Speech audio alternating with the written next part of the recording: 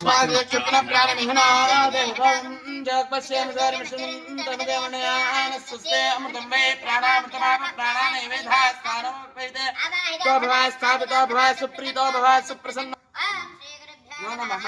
हरिः ॐ गणानात्वा गणपतिं गवामहे कविं कवीनामभवस्रवस्तवम्